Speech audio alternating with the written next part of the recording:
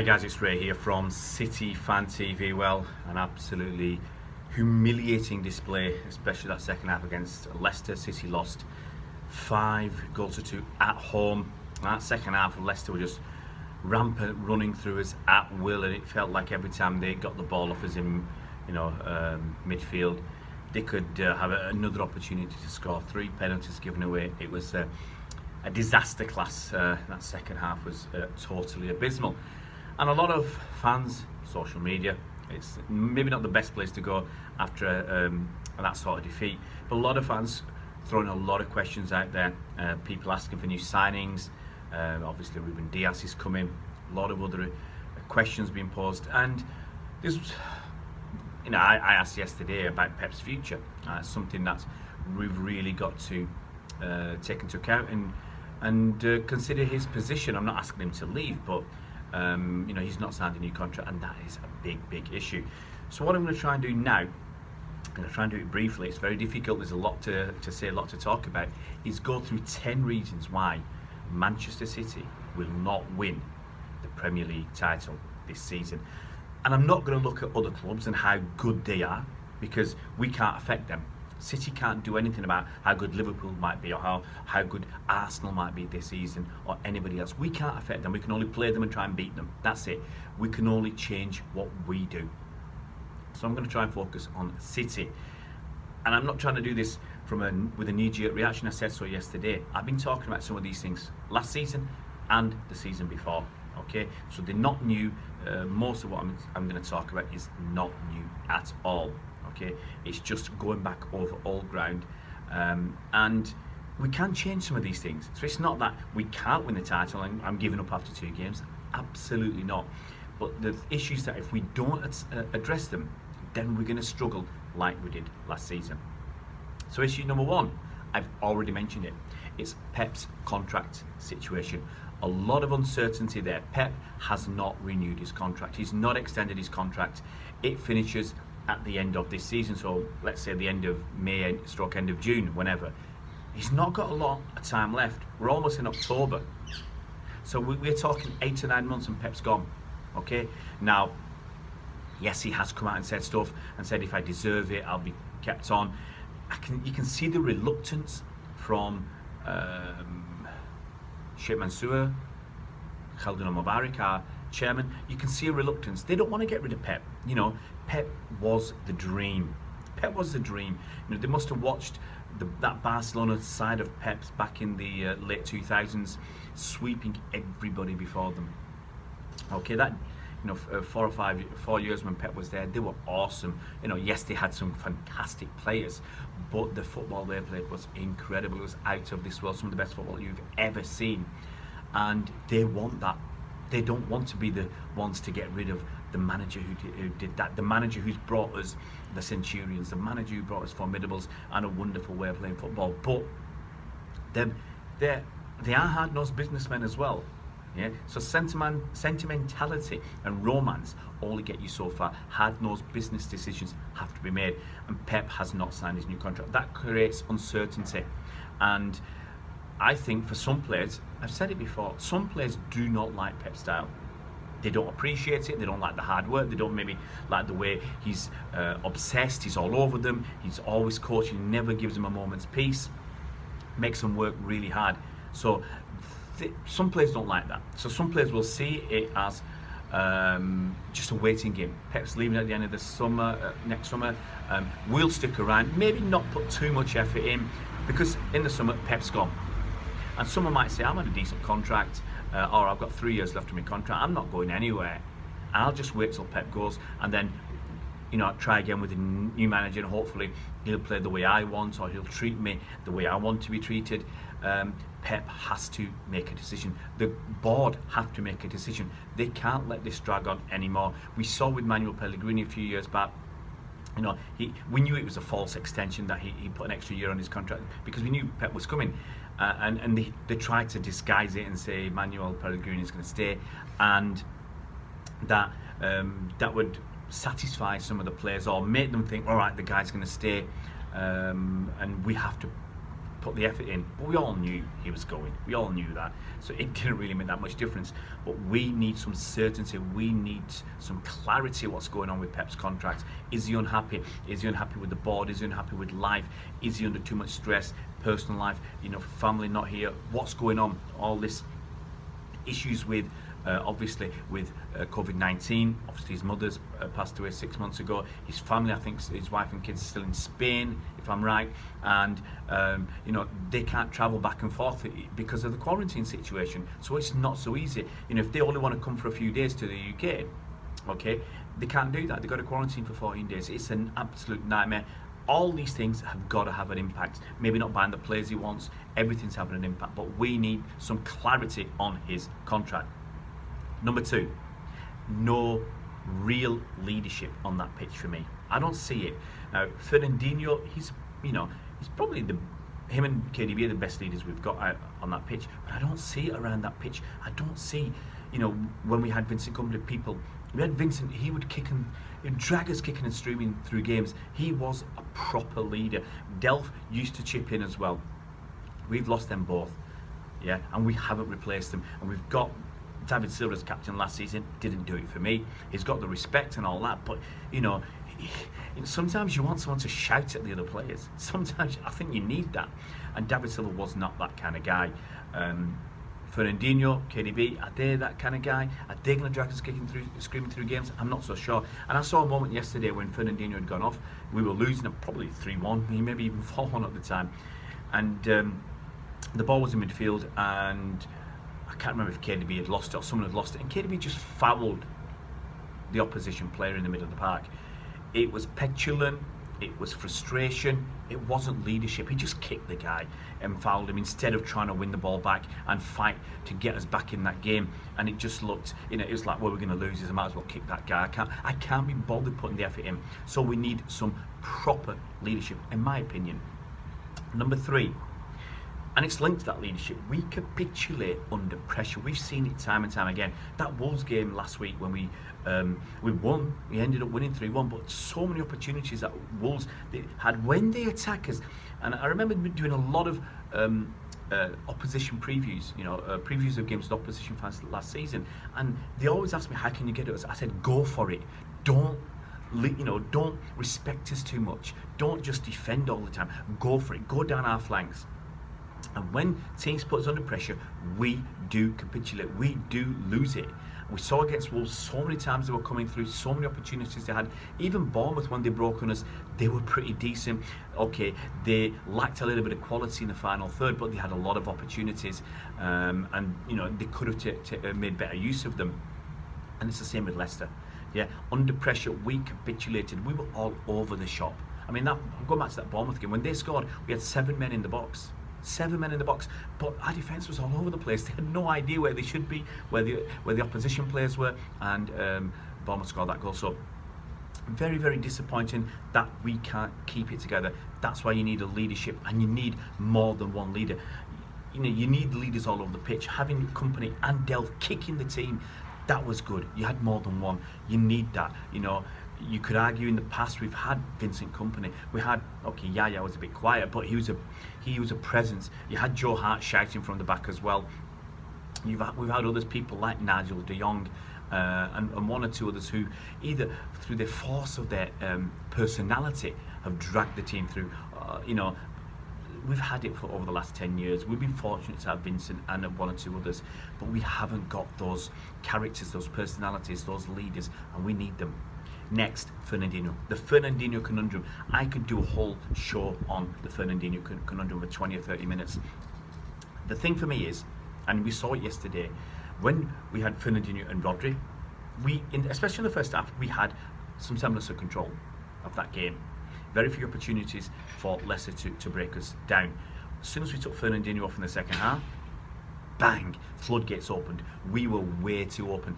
And I said this last season, and I said it before, Pep's he's changing the system. He tried to get Jorginho a couple of seasons back, and now we've got Rodri, who is not Fernandinho. Fernandinho smells danger. He knows what's going to happen, and he's there. He's our man to stop it happening. Go back to our Centurion season, Fernandinho. Go back to our formidable seasons. Fernandinho. Last season, Fernandinho was in defence. He wasn't in that position of defensive midfield. We had Rodri. We were a different animal. Teams have a lot more possession against us, and when you get more possession, you get more quality possession. When you get more quality possession, you create opportunities, and you put us under pressure. The more you're going to put our defence under pressure, we capitulate. You're going to make mistakes. People want to have a go at people like Stones, people like Otamendi, and people like Mendy or Zinchenko or whoever in our defence. But remember, in our Centurion season, Otamendi played 35 out of 38 league games. Stones started the season for the first, let's say, 3 months or so. Then he got injured and he didn't come back properly. And we had Mendy at the start of the season, Delph and Zinchenko. With those guys, we were Centurions. With those guys, we were formidables. So what's changed? Have those guys got rubbish in 12 months? Or has something else changed? For me, yes, we lost company, big hammer blow, but we moved Fernandinho. He's not DM anymore. He was at centre-back last season. Big change. We lost 9 games.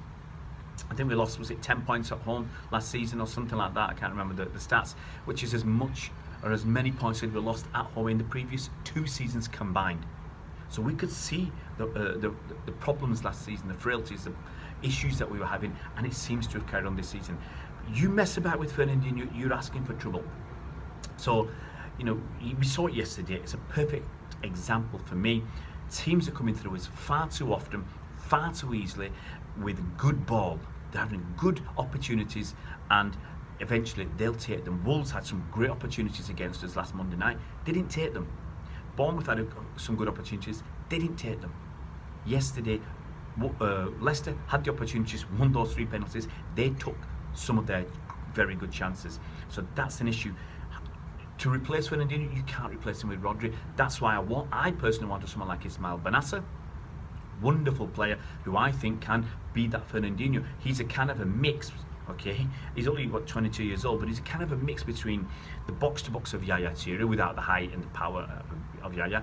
He's that defensive nature of Fernandinho, and he's got some of the attributes of David Silva in keeping and controlling that ball in the midfield. Okay, he's not got the same passing range and assists as David Silva, but the kid's only 22. He's got plenty of time to develop. But I want him as a defensive midfielder. Or we can go back to Douglas Luiz, who Pep wanted. You know, we got 3 seasons ago as a Fernandinho replacement, I believe. But 2 seasons, we couldn't get him a work permit. I sent him on the loan to Girona. Eventually sold him to Aston Villa. He's got a £25 million buyback clause. We could exercise that. I was hoping we do it this summer or possibly next summer once he's got another full season under his belt, and exercise it next summer when he's got that extra experience. 2 seasons in the Premier League. I think, you know, if he come back to City now, he wouldn't get as much game time as he would possibly. He certainly wouldn't get it as much as he would get at Villa, and coming back next season with that extra year under his belt, I think that would make a huge difference to him. So we need somebody, in my opinion, if we're going to play the way we are playing, we need a Fernandinho type. If you're going to go for a Rodri type, you need different kind of defenders. You need defenders who can actually defend a lot better than our guys. Our guys are there to get the ball, carry the ball, pass the ball, short, pass it long. Yeah, they're maybe not the best defenders, especially with that high line. We haven't got sometimes the pace. We've seen that. We haven't got the pace we saw against Lyon. We haven't got the pace against Arsenal sometimes. And other games, we haven't got the pace at the back to cope with extremely fast attackers, especially people like Garcia, Laporte, Stones, Otamendi. They don't have it. But we were protecting them from those one-on-one situations by people like Fernandinho and our press. So that's another issue for me. Okay, number 4, no proper plan B.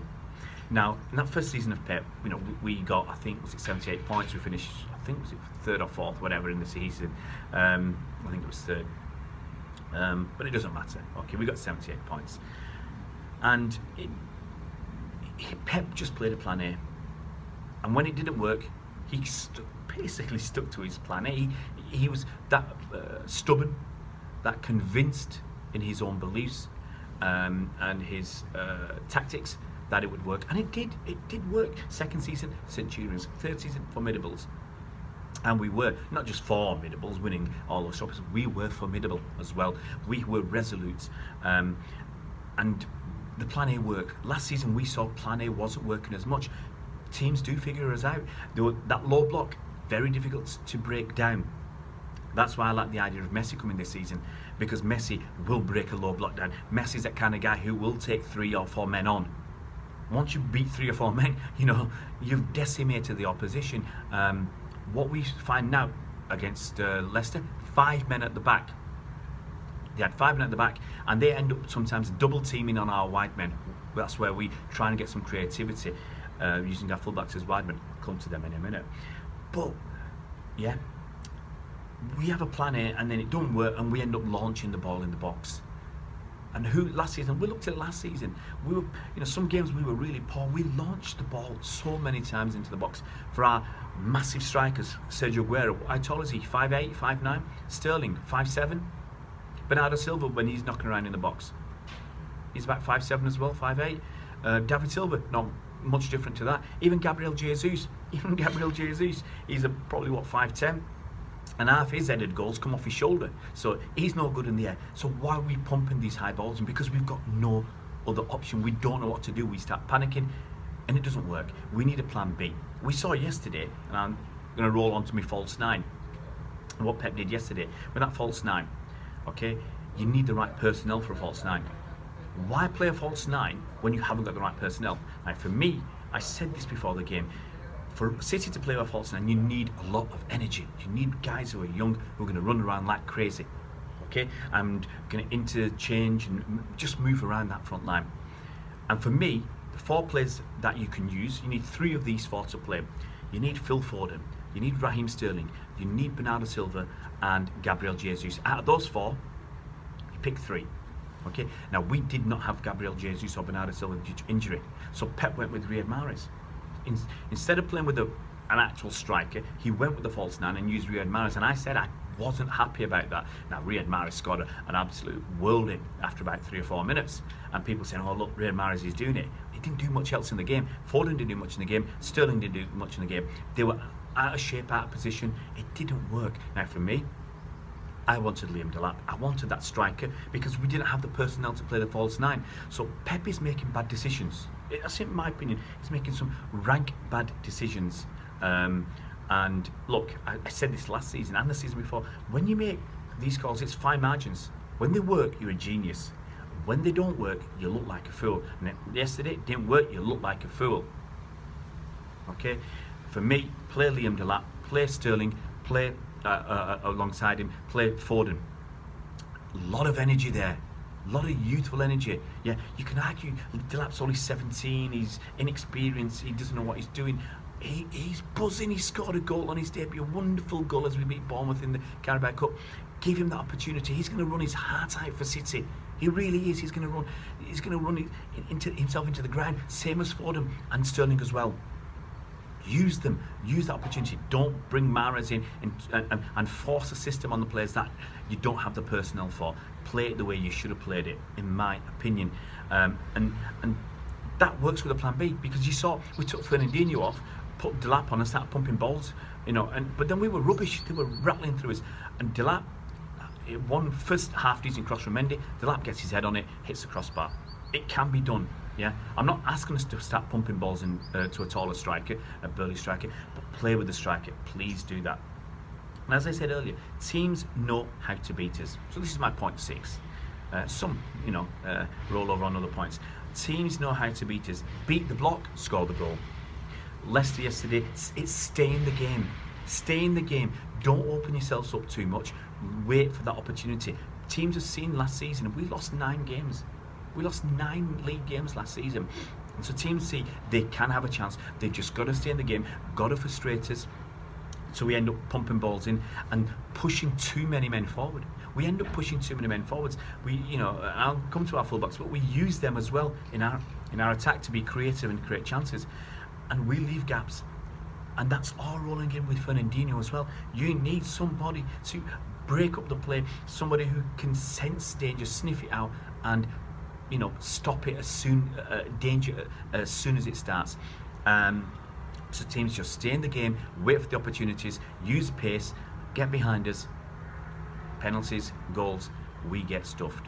Okay, happened again yesterday. Next one, number 7. I'm going to talk about those fullbacks. Our fullbacks offer us very little. defensively and going forwards. Okay, I'll talk about Ben Mendy first. For me, he offers us nothing right now. When he first came, I was so excited. We saw what he did at Monaco. First few games in his first season, he was awesome. Injured, okay, that's the season finished. Second season, started the same, really good at the start. Injured, season gone. Last season, pale. He paled it in comparison to his previous seasons. And I questioned, after a few months, I said, he's got 6 months to save his career at City. Now, as I understand it, City would have sold him after the second season. That's what I think Sam Lee said. City would have sold him after the second season, but he was injured. If they found a buyer who'd take him off their hands and give him a decent, who'd pay his wages and give us a decent transfer fee, would have been happy to sell him. I believe that's what I understand from. I think Sam Lee said that. Go for someone like Ben Chilwell or whoever. But he was injured. We had to keep him. He didn't show it to me last season. He didn't look fit enough. He couldn't play 2 games back to back. He couldn't play 2 games in 3 or 4 days. He wasn't fit enough. So that's got to be a massive concern as well. Going forward, what does he offer us? His crosses are hit and miss, hit and hope. His passes, 50-50. Some of them are really incisive. But when you pass it from the wing inside to, say, an attacking midfielder, and it doesn't reach him, and it goes behind him or something, or it's intercepted, you're out of the game, and the guy who you're passing to is out of the game, and the other team are suddenly charging forward. I saw one occasion yesterday, I think he did pass it through 3 players, fantastic pass, but when you don't get it through those 3 players, you're out of the game. KDB, for instance, is out of the game, and those 3 players are ahead of KDB and ahead of you, and they're going off to attack, and it's a fantastic opportunity to break for them. So he's not offering us out. He can only go on the outside of players to get a cross in, but most of the time he runs a little bit and then he passes it back. Most of what Mendy does is pass the ball back. Okay, it's not good enough for me. And you want someone like, I saw Cancelo at the end of last season. Okay, he started playing. I think he played 4 times. What he offers us, he goes on the outside. He can take players on. He can control the ball. It looks like a lot better than Mendy. He can go on the outside. He can cut on the inside. So he can go past players on either side. Yeah, he can cut inside and have a shot. Okay, last season his shooting was atrocious, but he can do that. That's an opportunity to cut inside and have a shot on his right foot. Mendy can't do that. Mendy's not offering us enough. And defensively, Mendy is laborious. He's taken on far too easily. And give a penalty away yesterday. Other side, Walker. Incredible pace, incredible power, switches off. We saw that against Lyon, switched off, goal. We saw that against Arsenal, switch off, goal. We saw it yesterday, switch off, Vardy's in behind, you didn't have to foul him, you fouled him. All those 3 penalties were pretty poor to give away, and would they have scored with each of those opportunities?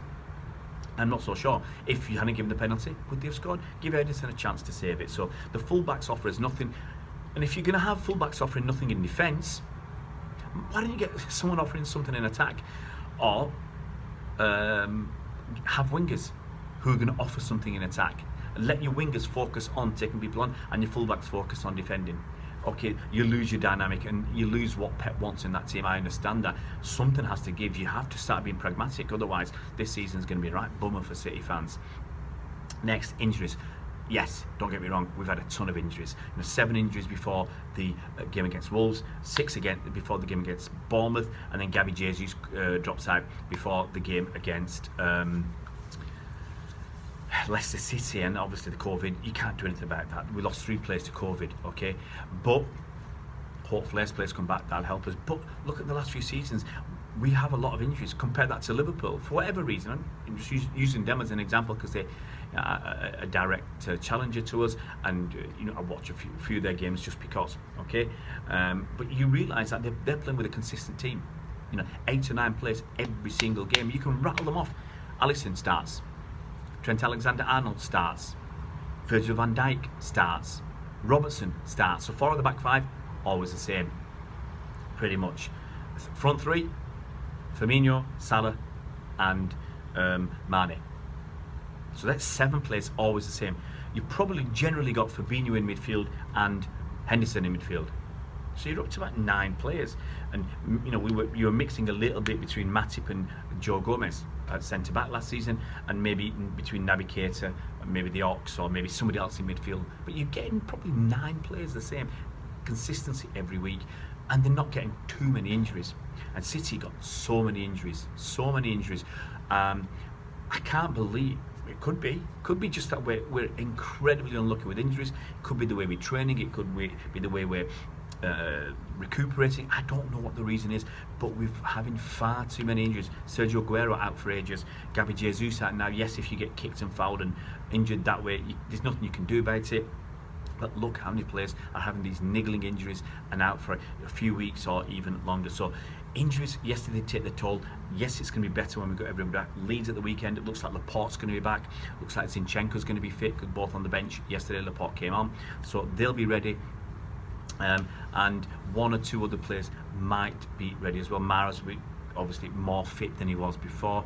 Gabi and Sergio won't be around. Cancelo, I don't know about him, but we'll have at least three. I think Bernardo's training. I saw him training today. So we'll have players coming back. So we'll have an opportunity to have a better choice of selection. Not down to 13 fit first team players and relying on the kids. We'll have better experienced players to choose from. But that's an issue. You've got to look at what is going on. Why are we having so many injuries, and why does it feel? And injuries to key players. Sergio Aguero is a key player. Laporte last season, key player. We can't go around having this number of injuries. Number 9, no striker, and the lack of clinical finishing. The no striker. In the past we've had 4 strikers, 3 or 4 strikers. Now we're down to 2. Gabriel Jesus, I've said it many times, I don't think he's going to be the man to replace Sergio, okay? For whatever reason, he's not clinical enough. And we're not clinical enough around the team as well. And you might say, well, come on, Ray, you've been a bit daft here. We scored 102 goals last season. What was it, about 15 goals more than Liverpool or something? We were the best. We scored so many goals, we created so many chances. But we didn't put them away. That's the issue, okay? Now, winning games breeds confidence. I'll give you an early example. Okay, that Spurs game, second game in the season, at home, we drew 2-2. Okay, now we had, I believe, 29 shots. Spurs had 3 shots on target, scored 2 goals. We scored 2 goals. We had a bundle of opportunities and a load of other good, very good chances to score, and we didn't take them. We weren't clinical enough. The thing is, I remember we went in 2-1. If we'd got that third goal, I think we had a really good chance to score. KDB had a wild shot instead of squaring it for somebody else to hopefully have an easier tap in. Maybe not a tap in, but at least a much better opportunity with only the goalie to beat. We could have gone 3-1. You probably think we're going to win that. You probably think we're going to win that game. There are other games as well where the 3 draws that we had last season, we were winning each game, and we should have put each game to bed. And we let teams stay in there by not being clinical. And other games we just didn't score, and then eventually the team scored against us, and our backs to the wall, and we struggled. So we weren't taking our chances. We're not clinical enough. And I repeat, you might think it's crazy, but you've got to take more of your chances.